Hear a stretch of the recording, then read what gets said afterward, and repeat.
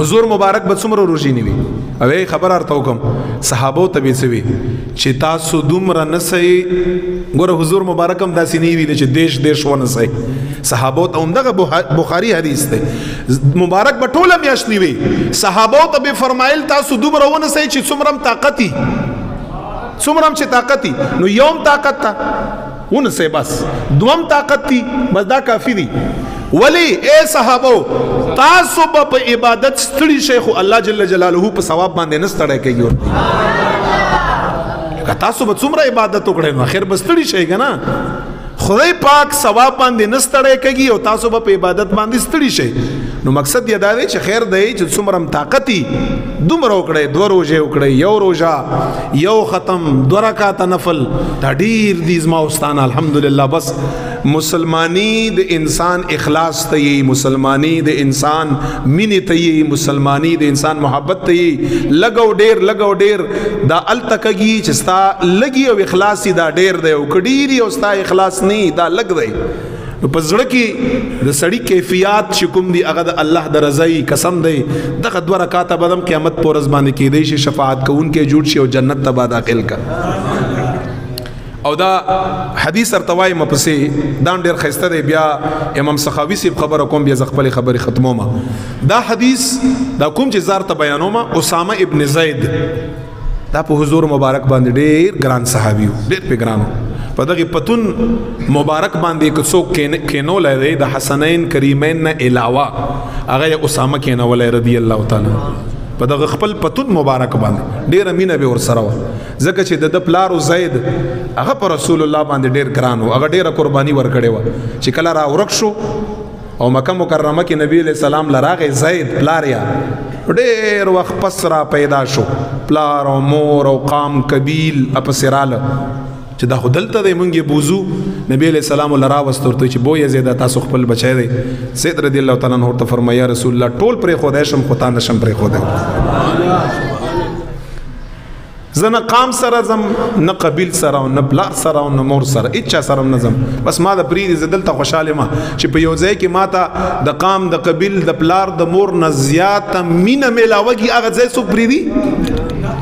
یا رسول الله مبارک ما ته نه د مور او نه د پلار او نه د قام او نه د قبیل څه کمای خو ما نه محسوس کړای نو بس پاتې شور سره بس ورته چې بس پرې ما سره وي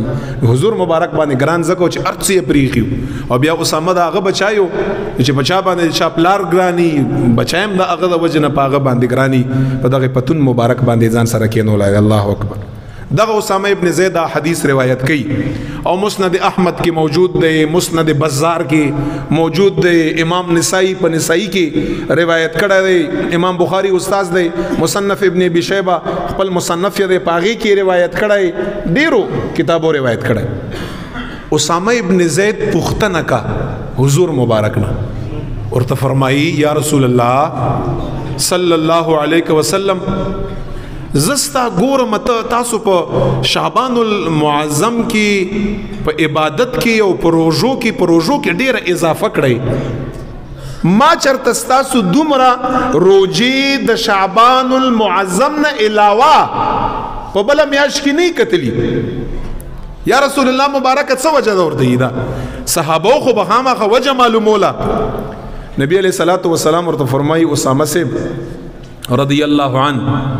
دغه شعبان میاس شه دا کنه الله تعالی خو د زما استاد وړو کی عبادت نم خبر دی او هر ټیم خبر دی الله چې کوم مونږ نوی کړي پاغیم خبر دی خدای یو قانون دی یو طریقه په هر ځای کې ته جوړي ورته فرمای اسامه سیب د زما د زیات روجو وجه دادا چې دا هغه میاشتا چې د ټول کال عبادتونه د مخلوقات الہ العالمین تخیجی وردا اوس بل فضیلت شو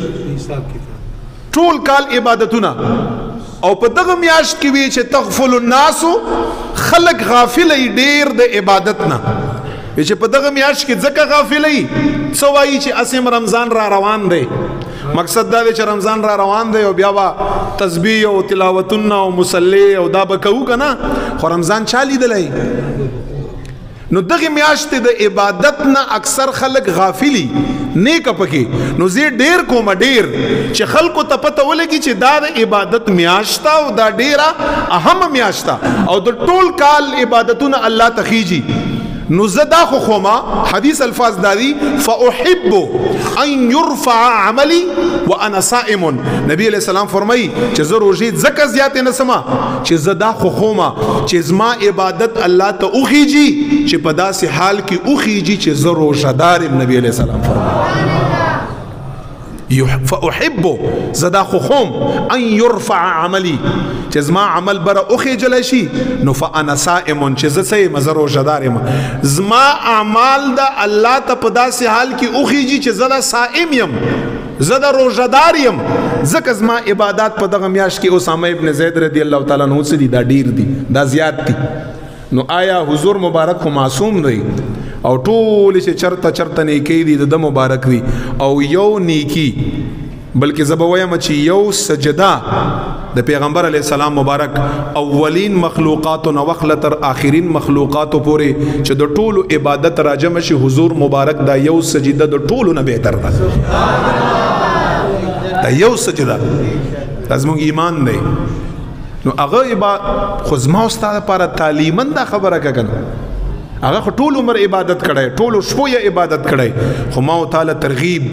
متوجه کیم چې تاسو په دغه میاش کې روزه ونسه عبادت وکړي چې دا اعمالم الله تعالی ته په داسې حال کې اوخیږي چې ته روزداري چې ته صائم په داسې حال کې ورته اوخیږي دا زما او تا خودنه کا تعلیمن یو کار بعض وخت کې حضور مبارک صلی الله علیه وسلم کا نو لګ ډیر خوب پکار دا موتا دنیا له څومره ټیم ور کړای وټه ګټه لم څومره ور کړای دنیا لم څومره ور کړای او عبادت لم څومره ور کړای نیکو لم څومره ور کړای وغیرہ وغیرہ